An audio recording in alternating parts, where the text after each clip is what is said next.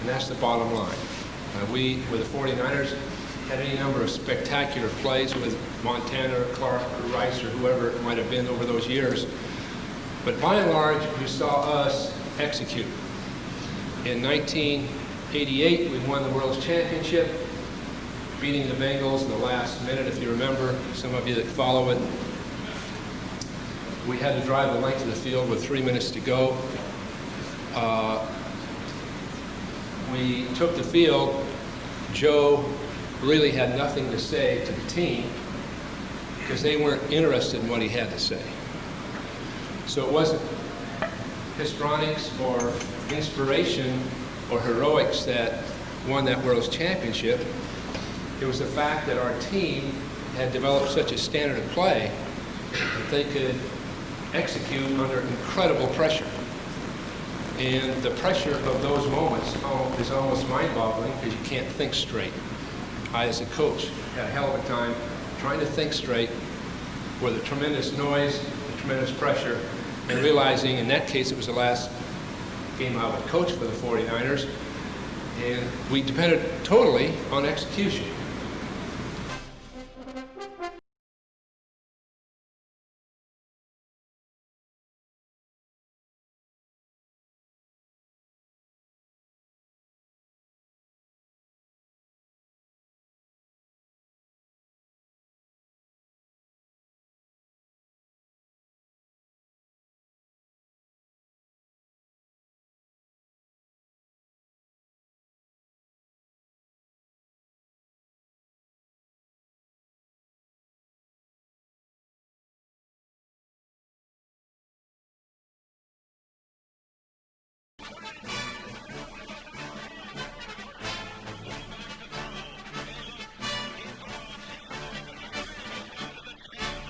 So let me draw you that play. It's sort of fun because we've used it since at Stanford without great results.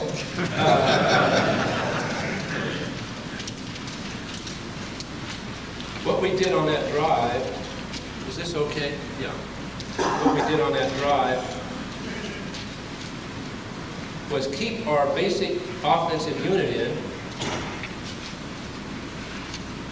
These are all our terms. Keep our basic offensive unit in the game so that the Bengals, bless their hearts, wouldn't put in their nickel defense. Because their nickel defense was good. Their added defensive back was outstanding. They put a pass rusher in that we'd had a hard time blocking.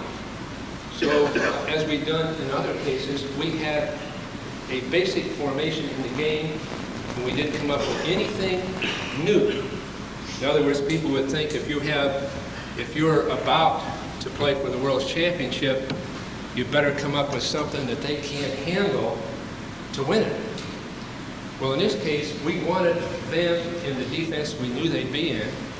We didn't want to show them any different formation because they may make an adjustment that we wouldn't account for. We didn't want to let them change their percentages of what they did. So we worked with a split end and a flanker, got in a slot formation on a couple of plays, had two backs in the backfield, and played fundamental football to win the World Championship. We had done the same earlier against the Miami Dolphins, if some of you remember right, and then same later against the Denver Broncos. But the point is, we didn't outsmart ourselves, and we didn't let them outsmart us. But when they would get to the 10-yard line, they automatically went into a double coverage zone in which these two people would basically be responsible for the outside receiver to their side. We've all seen it. These two men would be responsible for the tight end. If you released inside, he'd cover it. If you released outside, he'd cover it. He'd go to the hook. So that's a simple defense that people run. And typically, the weak side backer would blitz. This linebacker would have his back unless he broke to the outside, then he'd turn him over to him. If he broke the inside, he'd keep him and wall him off so he couldn't get past him. So a very fundamental defense. We brought our tight end John Taylor to this position, so this man couldn't hold him up. They don't practice against that look. Teams don't, especially when they think it's going to be a pass. They practice against the split end. So this man, one of their best players, was ready to rotate. He was ready to come forward against nobody. He sort of isolated. Then, naturally, they thought Jerry Rice was going to get the ball. So away in motion, he went across the formation, which stretched him and widened him. John Frank's job was to release inside and drive at this safety and pivot hook in front of him to hold him. Jerry's job was to somehow get past this man trying to hold him up and get into this position, forcing this man to come over to him. Roger Craig's job was to run a curl pattern right here to occupy him. Tom Rasmussen's job was to widen, force him to go to the hook zone, keep him where he belongs. John Taylor's job was to release outside, not out, force this guy to keep going, and then go right back up inside.